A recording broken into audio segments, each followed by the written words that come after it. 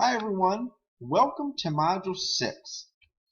For Module 6, we're going to be looking at the role of NAFTA and international trade. International trade is very important to our economy because international trade brings about a focus for an open economy to bring in more goods and services and to interact in our economy where we're not able to supply those goods and services. When we look at it, we're going to be focused on how monetary and fiscal policy will influence an open economy and decisions that have to be made. You're going to examine the exchange rate system and look at some of the growth in international capital markets. For this week, you're going to be reading chapters 7 and 18. Here are some of the questions that you're going to be looking at with chapters 7 and 18. You have the discussion board, which we'll discuss right after I go through these couple things. You'll go through the MyEconLab work, and it's the Module 6 homework. So let's look at the discussion board for this week and what's required of you.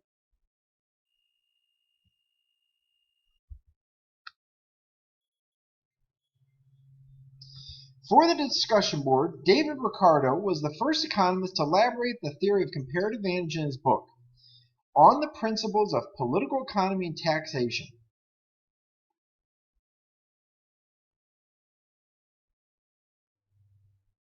Now, under a system of a perfectly free commerce, each country naturally devotes its capital and labor to such employments as are the most beneficial to each.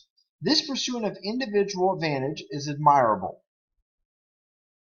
Now, what we want to look at is, you want to read this excerpt from the Principles of Political Economy and Taxation, think about your 10-year time horizon, and identify different trade policies. Now, when you look at the trade policies, you want to look at things like was there any tariffs used? Was there any quotas used?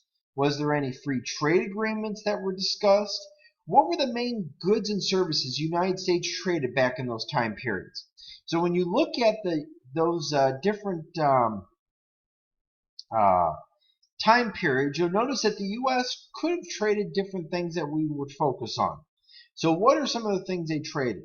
What were some of the barriers? And what were some of the pros and cons of these barriers? You need to make sure to focus on having an APA formatted in-text citation and reference. And you want to also play a devil advocate. And you want to actually look at your two peer responses and give some advantages and disadvantages of an open economy when you look at that. So those are some things that we're going to be looking at. If you have any questions, please let me know, as I'm more than willing to assist.